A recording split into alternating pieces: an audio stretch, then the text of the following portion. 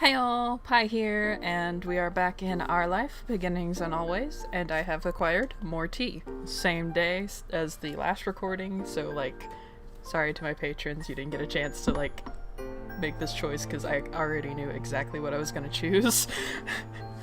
I was never mad. That's wonderful. We'll still do better.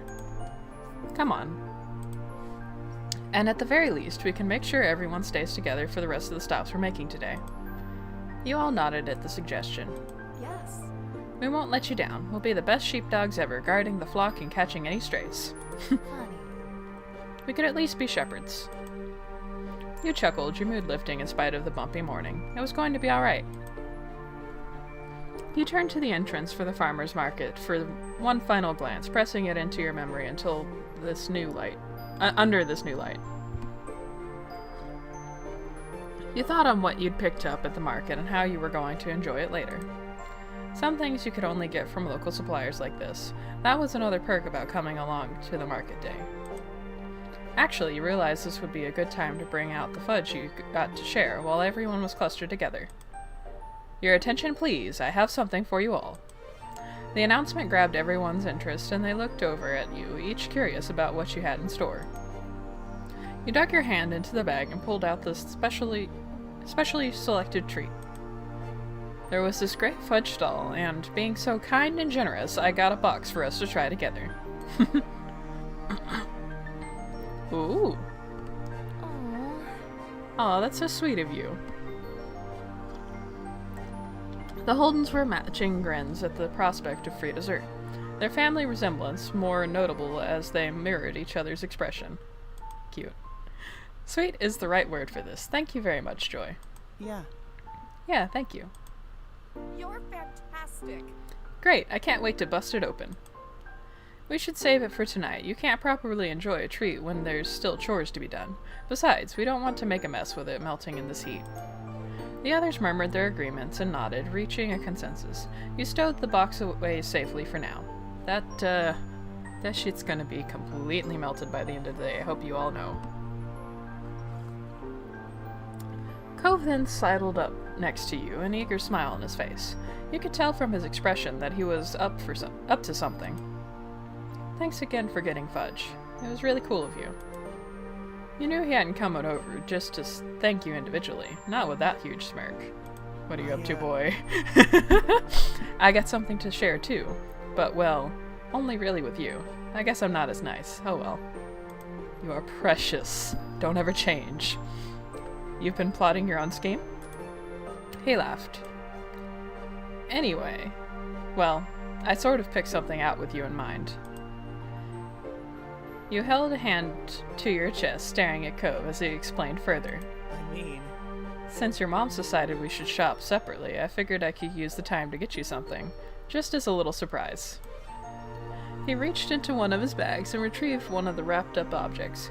He accepted the unexpected present, and he looked on excitedly as you tore off the paper. It was a glass bottle of cool spring water. You didn't need to taste it to know that it would be nice. It was a boutique product. Oh, fancy. Fancy shit. It was heavy in your hands, the container and smart metal cap reaffirming the quality. Even the label, constructed from coarse paper rather than a filmy sheet of plastic, was distinctive. You were practically bouncing in anticipation, and he smiled sweetly at your reaction. It's not that big deal. I just thought you might like it. You're so cute. Honestly, you're so wonderful. You were touched that Cove wanted to treat you to something nice. Whether you were physically together or not, you were clearly always on his mind and in his heart. Liz clapped her hands together with the air of a teacher calling for attention. Since the other adults aren't acting like grown-ups, the rest of us are going to have to pick up the slack. It's time to get back on schedule and continue with the rest of the errands. Playtime is officially over. Damn it, Liz. Ma laughed while Mr. Holden grinned awkwardly. Mom hung her head in an exaggerated display of mock defeat. Kids are tough, and I can't even call them kids anymore. Liz tut-tutted with amusement at her mother. Cove shrugged, staying a neutral observer, but the small smile on his face revealed that he was enjoying the conclusion. Sorry, that term has expired. You grinned, letting them know that you were at least partly joking, though really, you and Cove and Liz could hardly be called kids these days. You were glad that everyone was getting along. With that, your trip to the farmer's market was closed. It was time to move on. There were too many of you for one car, so you and Cove wound up in Mr. Holden's car on the way over. You figured it made sense to do the same for the next leg of the journey. You sat next to Cove in the back. After buckling in, Cove leaned back in his seat, letting himself be cushioned by the headrest. Once he'd shifted a little, he appeared to have found the perfect angle for maximum comfort. He gazed out the window, looking suitably content with the world. You followed suit, hunkering down in your seat and looking out the window as the car pulled away from the lot. You knew Cove well enough to spot the signs of when he was physically present but mentally elsewhere. The way he would fall quiet, staring without seeing, the long blinks, all of which he was doing now. The way he would fall quiet, staring without seeing, the long blinks, all of which he was doing right now as he looked at nothing in particular. You closed your eyes as you pulled up the resolve to speak. You waggled your eyebrows at him jokingly. So, what were you lost in thought about? Well, I was thinking about how nice you are. Oh, were you now, Cove? How nice am I, Cove? How nice I am? Yeah. His face grew redder as his hands clenched around the top of his knees. You stared at him, hoping for an explanation, but Cove simply ducked his head. When he next spoke, his voice was barely more than a whisper. I'm lucky I get to be with you. Aww.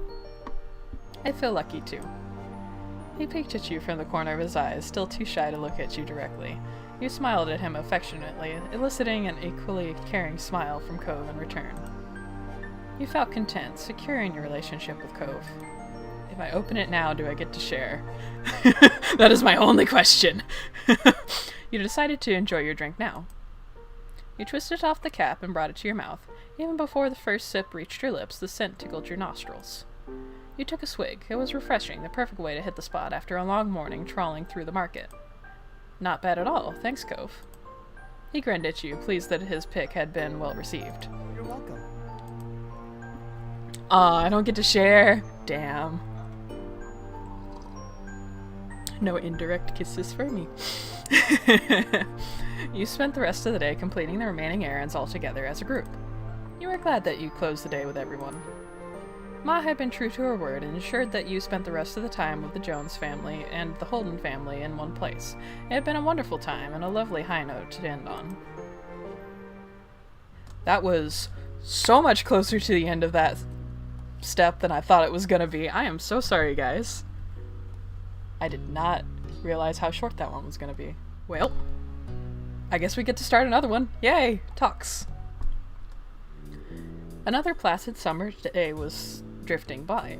Your daydreams were chasing each other, but none sticking around long enough to become a firm plan. But you really didn't mind for that right now. A tapping worked its way into those dreams. Focusing more, you realized it was coming from your window. A grin popped on your face, as though it had been waiting all day for this moment. Heading to the window, you could see Cove outside. His habit of climbing this way really was a true Coveism. He'd rather scale your house than wait a couple extra minutes for you to come down. This child. You held a hand out to him. You offered Cove a hand to help him. Once he was mostly inside, he took it to help steady the last bit of his entrance. Though considering how many times he'd done this, he hardly needed the help. Nah, it's just an excuse to hold hands. Let's be real. I'm a very affectionate person, if you didn't know. Hey. Hey, Joy. Sup? Welcome home. You think my moms would invest in some bigger windows? Cove laughed at that and took one last look at his exclusive entrance. He hummed with a teasing look on his face. Maybe. Well, Cove's voice came out quietly with a strangely pleased smile on his face. Did something happen? Cove opened his mouth to answer, only to have your phone vibrating, cutting him off. Ah, not the phone, cockblock. You turned to where it rested a little further up on your bed. It was still face down, so you couldn't tell who was calling. It's okay. Your attention shot back to Cove. He smiled at you awkwardly. Don't worry about it. Go check. It could be important. I'll wait. Thanks. You shuffled forward and scooped the little noisemaker into your hand. You flipped it over and checked the caller ID. It's Miranda. You should answer it. I want to say hi to. With a nod, you accepted the call and set it to speaker. Hi, Miranda. Hi. Oh. She seems... There was something off about her tone. Cove met your gaze, and you saw the same confusion in his expression. Have you heard from Terry? Have you heard from Terry at all? Or did you hear about her from Cove? Huh? No, she hasn't called me, but Cove is with me right now. Hey. Oh, hi, Cove. Is that what you were going to say? He shook his head no before realizing that it wasn't a good enough answer when one person couldn't actually see it. I do that all the time, I swear.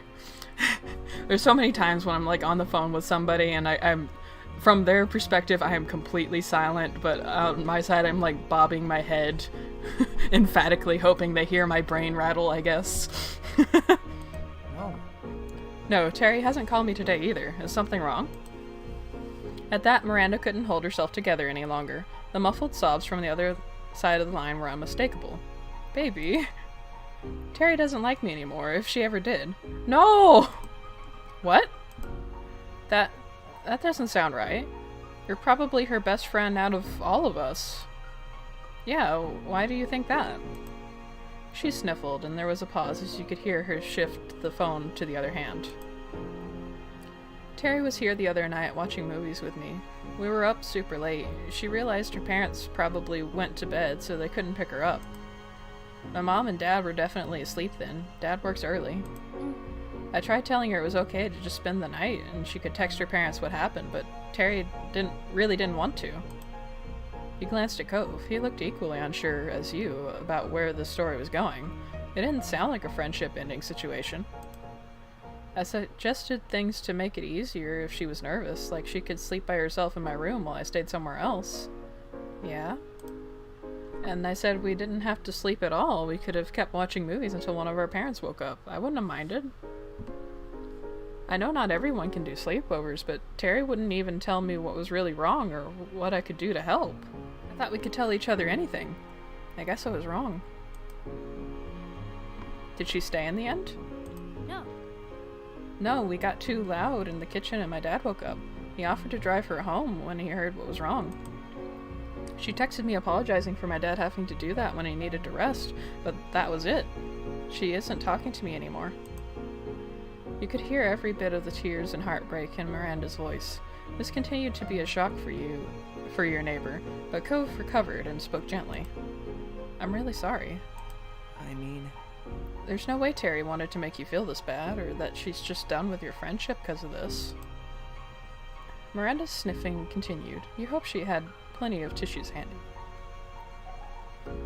So, before we go any further, I have a prediction, and I think I'm right, because honestly it's an easy one to make. But I suspect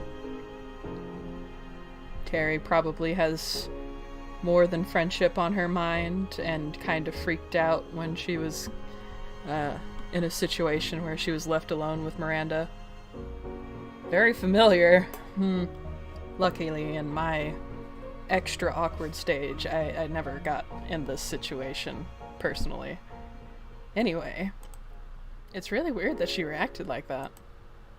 You couldn't wrap your mind around it. It seemed so unlike Terry, and maybe that's why it was bothering Miranda so much.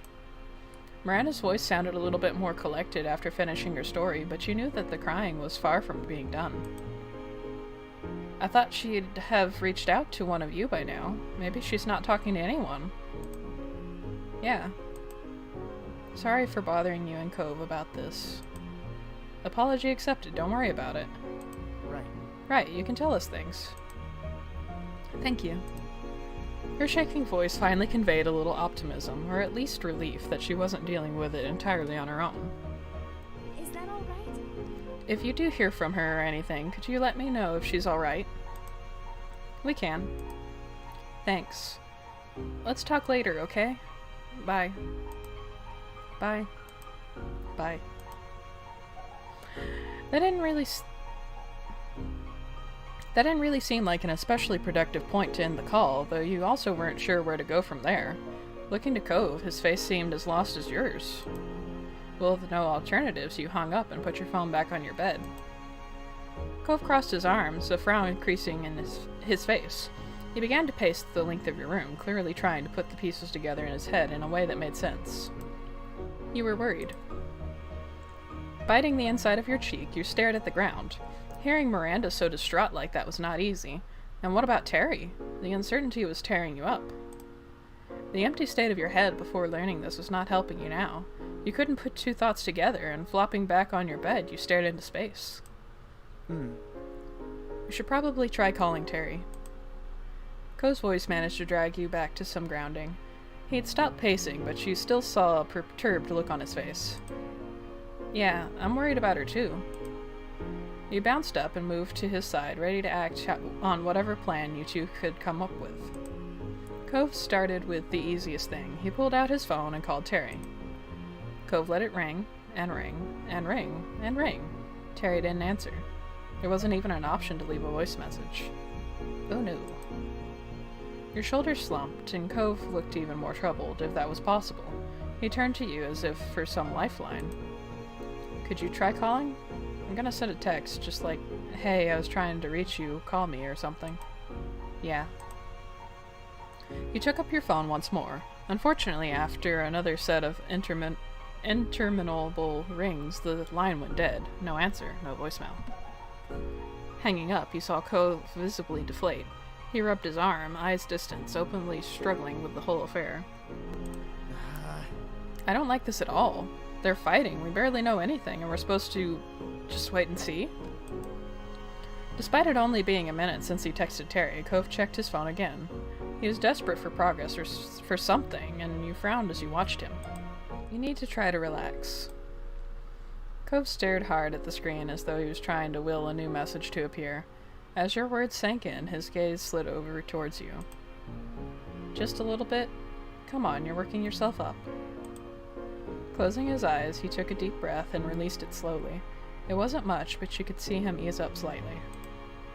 Yeah, you're probably right. Cove was still gripping his phone with both hands as though it might fly away if he let go. He looked to you with almost painful earnestness. Should we... What do we even say if we do hear from one of them? His pacing resumed as he attempted to answer his own question. But it was written all over his face that he had no idea how to tackle any of this. He slowly came to another halt, like a gear winding down. We should find out Terry's side of the story. Nothing could be done until you knew what she thought of this, that much was certain. Cove nodded slightly in agreement. For several minutes you both remained there in silence, drowning in your thoughts. Eventually Cove turned around.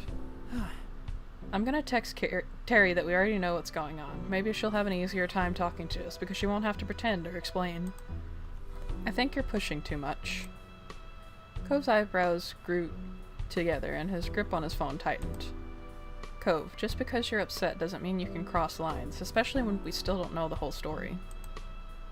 Cove bit his bottom lip. You could see in his posture that you'd made sense to him, but he was fighting his desire to agree with you and keep going with his own way. You felt bad for him, and your friends, and yourself too. You bit your bottom lip, trying to gather your thoughts. There was just so much to consider. Miranda's sadness, whatever was wrong with Terry, and now Cove. But the last thing you needed was to fight with him. Finally, it seemed to dawn on him what his words had been doing to you. All the anger and frustration crumbled away, leaving a look of contrition in its place. He put his phone away. He made an effort to smile, but it was meager and did nothing to conceal the sadness in his eyes. I'm sorry. I'm really sorry, Joy. I never know what to do with this kind of thing. Maybe we should just forget about it. You simply nodded back. There was a part of you that worried it wouldn't be long before Cove pulled his phone out again, but you were relieved that he had put it away. The last thing you wanted was to fight with him, especially over this. Taking a deep breath in and out, you were thankful for progress of some sorts. A silence stretched on in what felt like for hours, but it likely wasn't that long before there was a knock at the bedroom door and Mom peeked in. Just wanted to check in on you. Oh, Cove, when did you get here? Well. When she saw your morose expression, she opened the door all the way, and the question was dropped.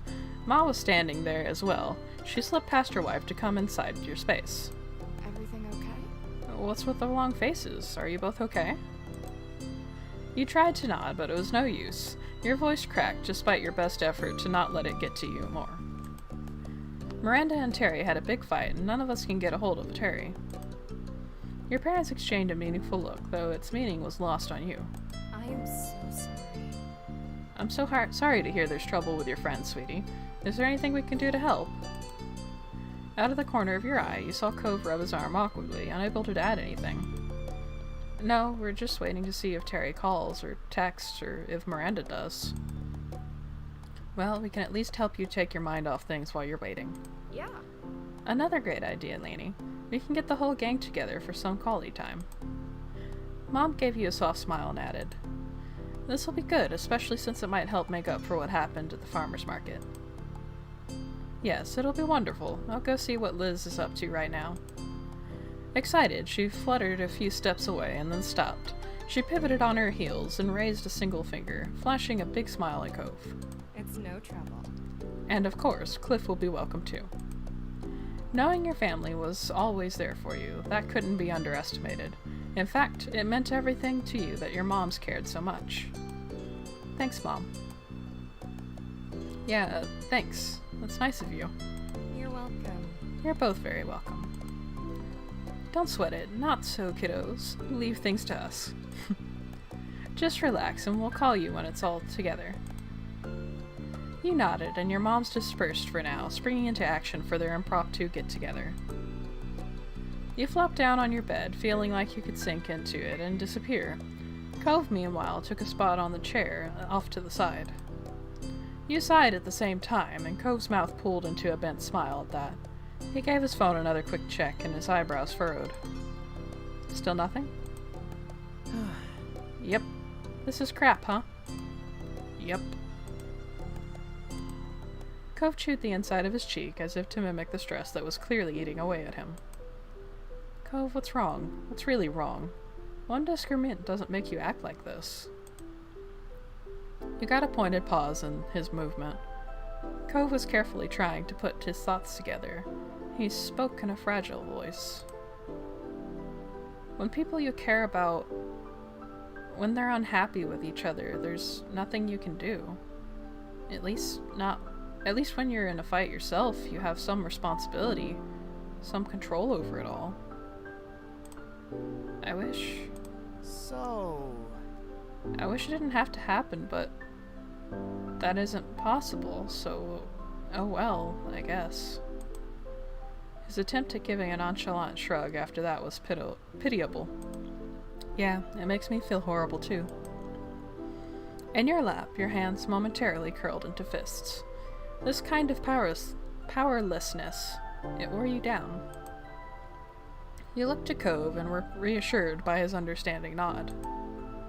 There was a question you had to ask. Is it because of what happened with your parents? Cove ran a hand through his hair, a strained smile spreading across his lips. For him, this pain struck close to his heart. Just as quickly as it had come, his smile was gone, lost amid his faraway gaze. Yeah, you got it. It's like my parents. Despite knowing him for so many years, Cove had never spoken of the years before he moved to Sunset Bird, before his parents separated, in any detail. He whispered his thoughts distantly, almost unconcerned with whether you could hear them or not. They used to fight all the time. I think they got along when I was a baby. I mean, they had to have wanted to be with each other at some point, but when I was old enough to remember anything, it was already bad. There was always something wrong, and I could never help. I just wanted them to be happy. You tried to imagine your moms breaking up, and the very idea scared you. But Cove had endured that for real. I'm sorry. Joy, don't worry about it. It's okay. Despite that revelation, Cove gazed reassuringly at you. It's not like that anymore. Things are so different now. I don't even really think about it. Again, the sorrow reasserted itself. When he continued, you could barely hear him. Though, I guess it's pretty obvious I haven't forgotten either. I think this situation calls for a hug. You hugged him. You crossed the room, picking up a little bit of speed, and Cove's eyes widened. He shot out of the chair and stood waiting for you with a nonplussed look. Aww! When you collided into him, wrapping your arms around his middle and knocking the air out of his lung, all mystery was gone. Cove squeaked. Oh. What did you think I was gonna do? Sorry about that pause. I found out the hard way that one of my tea bags exploded. And so there was a bunch of tea leaves at the bottom of my cup that I just chugged. Ugh. Chewy tea, not good. He returned the gesture longingly. Exhaling, you leaned down and pressed your cheek into the warmth of his neck. The tension struck in your chest, released like a river flowing into the ocean that was Cove. The firmness of his hug told you Cove didn't plan on letting go anytime soon. You both needed the comfort and closeness for just a little bit longer. When he finally did, he kept hold of your hand.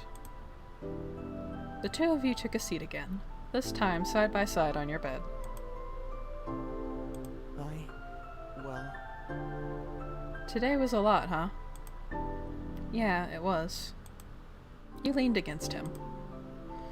Resting the side of your head onto his shoulder, you glanced up at his face. Cove watched you affectionately. In that gentle gaze, you finally felt like everything was going to be okay. No matter what happens, we can make it work. His mouth pulled into a bent smile at that. You chuckled, resting your head comfortably back on his shoulder. Me too. I think so too. He couldn't sit still anymore. Cove leaned in, delicately pressing his lips to your forehead, and he raised one free hand to lightly touch your jaw. The breath caught in your throat. When you remembered to breathe, blood rushed to your face, turning your skin a deep red. You tried not to think about how hot you were feeling, because after everything that happened today, you were just grateful for the moment. And for a while, you stayed like that. A comfortable quiet fell between you, and the sun fell with it. The warming calm ended when Cove gasped sharply. You spun, half expecting him to find him nursing an injury, but instead found him staring straight ahead. What? Oh my god. I think my phone just vibrated. Well, you better find out if it did. Right. He patted his pockets, fumbling in his panic, and yanked the phone out. The force of the action nearly catapulted the device out of his grip entirely, but he caught it just in time. Calm down! His eyes honed in on the screen. It's Terry, thank God. She says she's sorry. He looked back to you, eyes wide, as his nerves started to fray once more. What should I say? Tell her to call us. Okay. He nodded and began typing. Cove was aware that his blunt words could sometimes make others bristle, even though he never meant them to hurt. Cove's phone buzzed nearly as soon as the message was sent. Ah, it's Terry again. She's talking to us. You leaned in, watching the conversation unfold on Cove's screen. Right. She's gonna actually call. Cove held his breath as you waited. His circle of friends had always been small, so he managed to avoid the stress of seeing friends fighting. You suspected he was feeling this even more keenly, both because this was so uncommon and the friends so important to him. His phone rang out. Cove jammed the answer button. He switched the phone into speaker mode, allowing you to participate in the conversation. But despite his immediate reaction, his voice lacked the same resolve when he spoke. Hey. It was tentative, a white flag fluttering in the wind. Joy is here too. Hey, Terry. Hey. Hey, buddies. Terry's voice was barely recognizable without her usual quick patter and energy. Are you okay? I don't know. Probably not. Cove tensed, his free hand coiling into an anxious fist. What happened? You heard Terry sigh over the phone as she unburdened herself. Pretty much, I was at Randy's house. We decided to watch some movies she super liked that I'd never even seen before. Turns out there was a lot of those. We watched one, then another, and another. We were having so much fun. Each time one finished, she had another one to share with me. I didn't really think about the time. I only wanted to say yes to Randy and watch her movies. She spoke wistfully, but her words were full of affection. It was Randy, you know. I was thinking about my schedule, or... I wasn't thinking about my schedule or what time it was. Totally. Then I finally saw the time, and oh no, it was way too late. I already knew I couldn't stay. She took a deep breath, her voice becoming softer when she resumed talking. I was so stressed out. I just couldn't deal with it. Miranda wanted to help. She kept coming up with ways to make it better and try and figure out why I was so upset and stuff. I was trying to answer her questions, and there were so many, but I couldn't really answer all of them. I didn't even know why some of her ideas didn't work with me. It made my head ache. I still had the first problem, and Randy there, trying to help, blasting all these questions, suggesting at me faster than I could even think. She gulped audibly, sniffing. I got frustrated and told her to just leave me alone, but then she wanted to talk about why I wanted that, and we started having a fight in the kitchen, and it woke up Randy's dad. We told him about how I wanted to go home, but my parents couldn't get me, so Mr. Eckert offered to do it. Problem solved? No, I mean, yes, kinda, but I accepted because I definitely couldn't stay then, not after throwing a racket and turning it into a big deal. But I feel awful and embarrassed. Why did I yell at Randy and hurt her feelings? And I made her dad lose sleep by waking him up and having to drive me home. What do you say after that? I have no idea. I don't know where to start, and I don't want to make it worse by saying the wrong thing and fighting again. So, I'm not talking. Terry, Randy isn't mad at you, and you didn't want to stay or that... Terry, Randy isn't mad at that you didn't want to stay or that you fought. She just wants to feel like you can talk to her. I mean, you can say whatever you want. She'll listen. Not talking to her at all is pretty much the only wrong way to go about it. Terry lamented mournfully on the other end of the line, but he had a point. Unless she faced Miranda again, there would be no resolution. He looked at Cove, hunched over the phone, staring pensively into it and searching for a solution. This couldn't be solved with the other key party missing, but what if you brought them in? Your phone was still free. I'm not gonna ambush her. You suggested calling up Miranda now. I've got an idea. What if we call Miranda on my phone? Cove and I could make sure your conversation didn't fall off the rails. Cove brightened up, the concerned furrow in his brow, which had taken root when Miranda first called, eased. Well... That could work. Terry, are you up for it? She made a noise that wasn't a word, but nevertheless conveyed her hesitation and worry. But she brought it to a close when a decisive exhalation, as if pushing all negative thoughts from her body. All right, I'll do it. Cove nodded. Now that she'd received approval from everyone, you pulled out your phone and called Miranda. You set it to speaker and waited for her to pick up. Luckily, she did. Hi. Hi, Joy. Her voice was still distant, as if her thoughts were elsewhere, but it was loud enough for your needs. Hi, you're on speaker. Terry's on speaker too, on Cove's phone. Oh. She paused while she digested this information. You watched the phone screen, hoping that she wouldn't hang up as a result. Really? Oh. Really? Yep, it's really me. Can you hear my voice all the way from your house to theirs and then mine? I can. You and Cove exchanged looks, waiting for the wall between them to break and wondering who would be the one to do it. As the quiet dragged on, you caught Cove chewing his cheek. He must have weighed the same question as you, whether to encourage the conversation along or leave Miranda and Terry to resolve it themselves. The answer came in the form of one sniff, followed by another from Cove's phone. Sorry. Sorry, Randy. I hope you still like me. What? You're the one acting as if you didn't like me. Her tone was defensive, no doubt a result of her wounds from last night, still being raw. What? No way! Everyone likes Randy. You're wonderful. Your eyes met Cove's. His phone was tilted towards you, capturing the call indirectly. You moved your phone closer to his, hoping that the signal was strong enough to convey every nuance of tone. Cove did likewise, bringing his cell right next to yours, even bumping against it as he shifted his grip. I didn't know what to say. That's the only reason I wouldn't talk to you. If I had known the answer, I'd have told you right away. Miranda murmured on the other end of the line.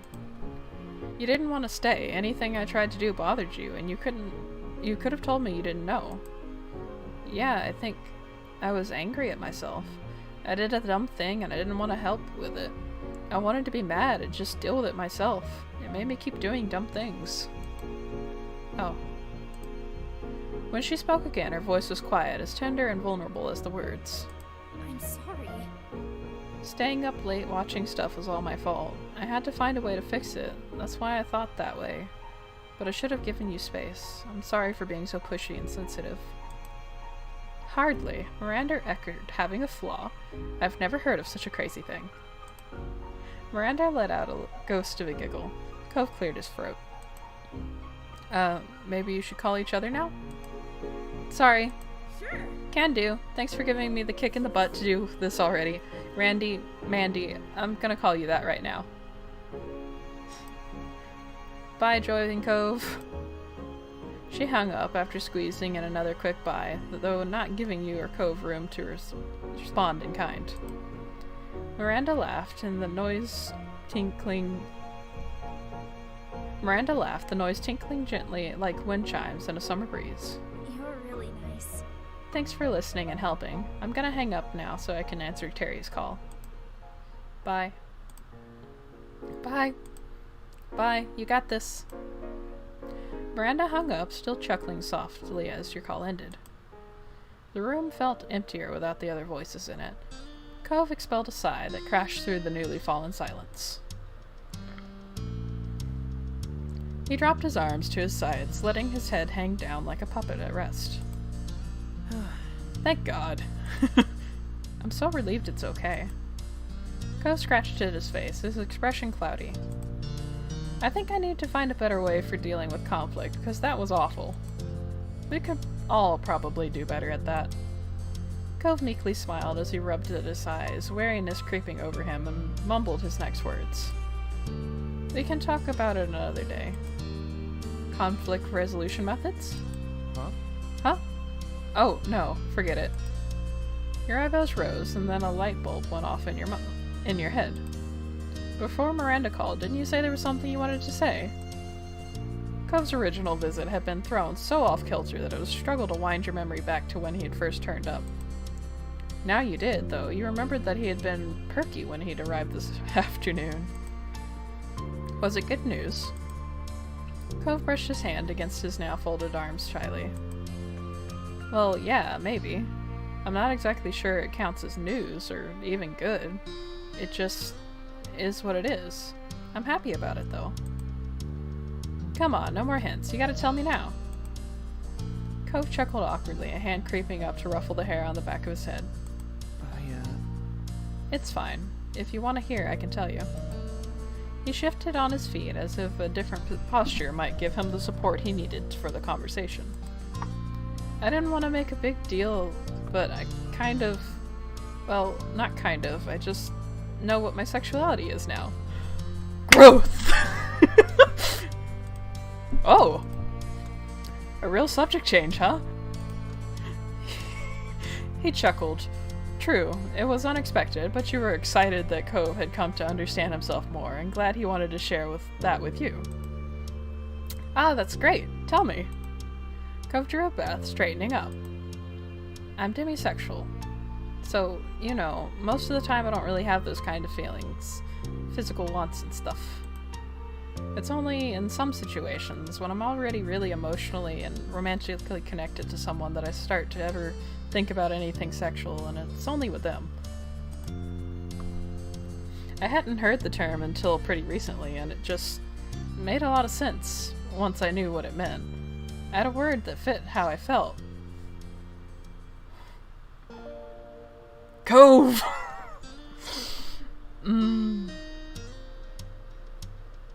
Well, I guess I'll out myself.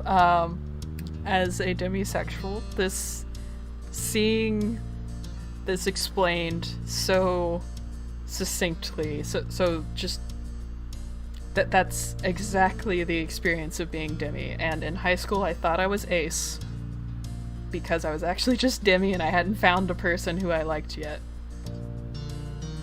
And I am honestly a little bit embarrassed that this game is making me reveal things about myself that I didn't think I'd ever actually admit to on the internet.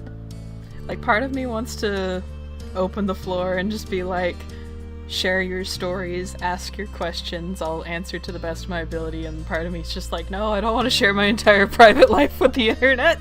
The internet's a weird place!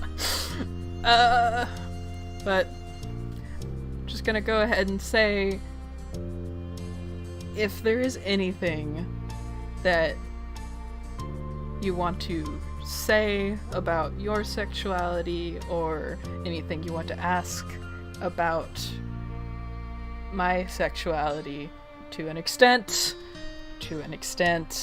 I will try my best to answer and engage in those conversations. There are going to be boundaries, there are going to be limits, but I'm gonna try to be open with this community. I hope I don't regret this. Guys, do not make me regret this. That is the only thing I ask. Yeah. And I'm pan-romantic, because I've never had a preference for a specific gender or anything. So, yeah. That makes sense. Cove looked down at the floor. Being so open and direct about a matter that personal, which you were sure he'd spent a long time trying to figure out, seemed to be kind of weird for him. Despite that, there was a small, proud smile on his face, and when he looked up again, his gaze was steadfast. I am so torn!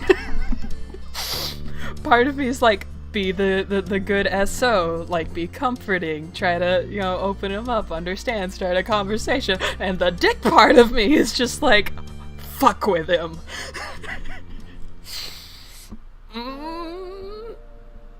I want to fuck with him. So, does that mean... Literally just this moment occurred to me what I'm saying, dear God. So does this mean that you're thinking sexual things about me? Cove flushed and frowned equally hard at the statement. He struggled to get out of a response. Yeah? What kind of thoughts? Joy, you don't need to ask that. Aw, you weren't sure what that was true, but couldn't help chuckling at how bashful he was. And no matter what, you wouldn't be getting a more explicit response than that right now. The topic was dropped. All of this talk of Cove's sexuality made you reflect on your own. Your feelings on yours hadn't wavered. Cove had known for years now. It was heartwarming that he had reached a point where he felt similarly capable of discussing his own. You even felt closer. You felt his tiredness deep in the marrow of your bones. It had been a tiring day. Now everything was neatly wrapped up. For today at least, and you had earned a rest. But you had had some good talks, and come out of it not only knowing each other better, but yourself too. Hey.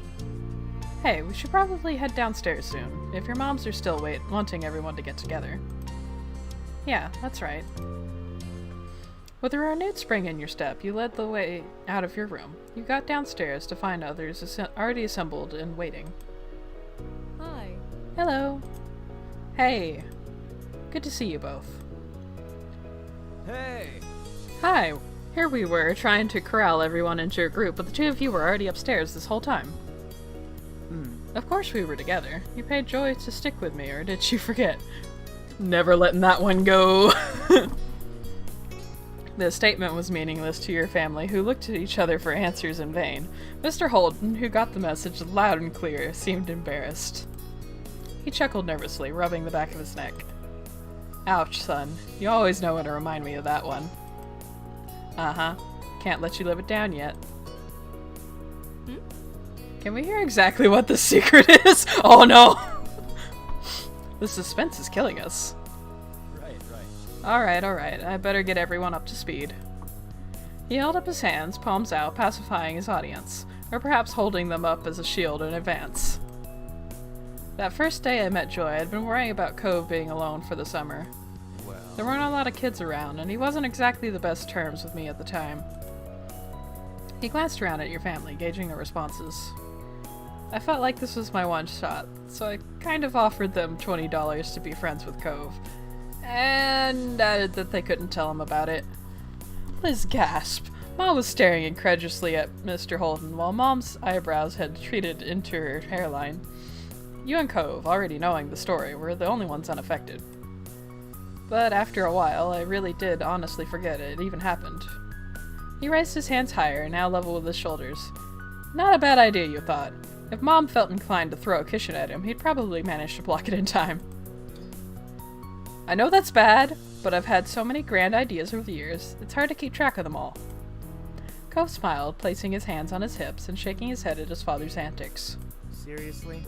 I can't believe you. Though, also, I totally can.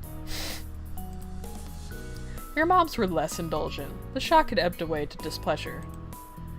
Mom's foot was tapping rapidly as she frowned at the next-door neighbor, while Ma had her arms crossed over her chest and her lips pursed. I'm sorry, Joy. And I'm sorry to your parents, too. That was way out of bounds. Don't worry about it. Everything worked out. Your moms gave each other that look, where they seemed to communicate with eyes alone. Alright, well, that's that then. And it won't happen again.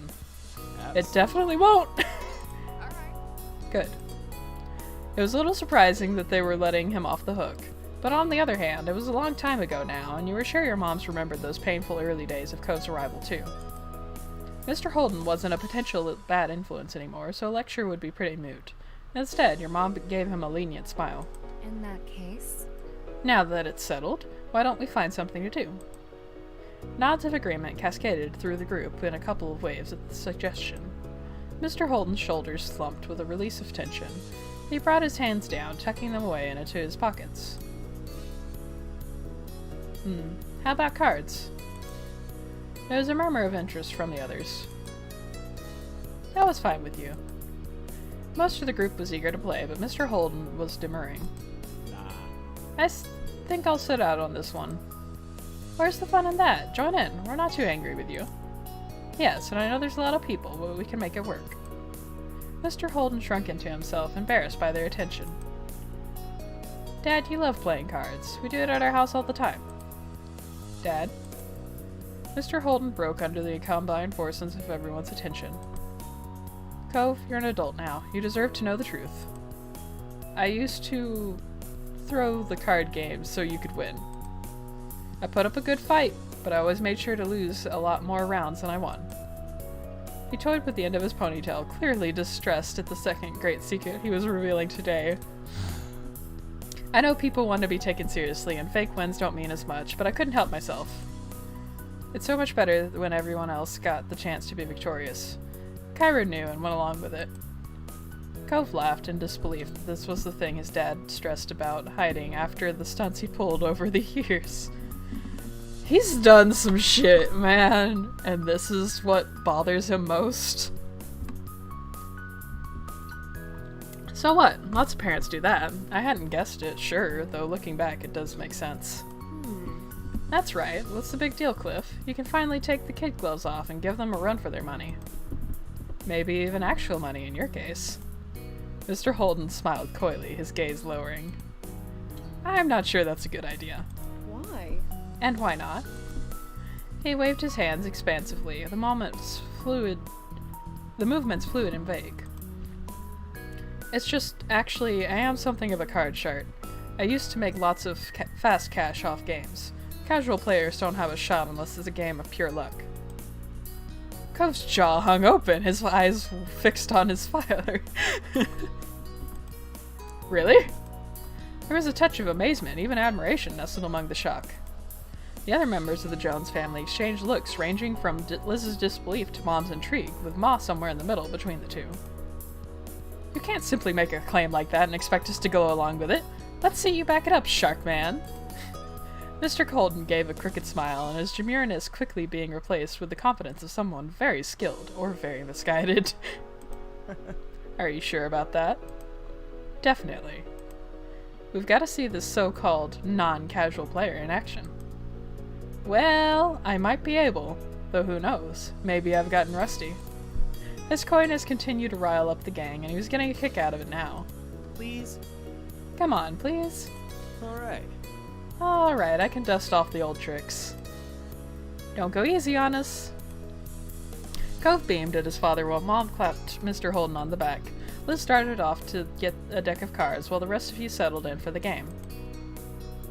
Hands were dealt. Mr. Holden wasted no time proving his words true, wiping the floor with all of you. You played several rounds, even switching games, but none of you were a match for him. That was how the alliance came to be forged. The rest of you joined forces against Mr. Holden only, just trying to increase the odds of beating him. With your combined efforts, you pulled out a few victories, yet it was still a challenge. He was clearly a professional. If these were his skills now, rusty with disuse, you couldn't even imagine what a deadly opponent he had been in the past. Despite that, you still had fun. Working cooperatively actually fostered a sense of camaraderie with the others. Mr. Holden didn't appear fazed by the strategy. You actually wondered whether the increased challenge made it more interesting for him. You spent the rest of the afternoon together with your family and the Holdens, having fun. It was an interesting evening for sure, with many discoveries for everyone. It was freezing, and yet simultaneously you felt more tied together than you had before. Damn, these are going fast now. Alright. Am I reading faster or like these parts shorter? I don't know. I do not know. But just gonna put that out there. I'm gonna regret this later. But if anybody wants to have honest, wholesome conversations about sexuality down in the comments, I will be willing to engage in that. I know it's a very personal, very sensitive subject, so there is no pressure to share more than you're comfortable with. And please, for the love of all that is good and holy, do not ask me or anybody else questions that you would not ask your straight cis friends. Okay? That's the bar. That is the bar. If it wouldn't be appropriate to ask your straight cis friend, it is not appropriate to ask the non-straight cis people, okay? We're good? Rules established? Please be civil. No yelling, no screaming, no making each other feel bad. Please, please, please keep it civil. If I see anything hateful, anything that gets too aggressive, people are getting their comments deleted and possibly, blocked from commenting again. So, behave, alright? I'm taking this very seriously. Please behave yourselves. Anyway, thank you guys so much for watching up to this point. I'm still a little nervous about what's gonna happen down in the comment section. I'm not sure I'm ready for all that, but I'm hoping you guys will prove me wrong about the internet and it'll be fine. But anyway, I will see you in the next episode in 2 weeks.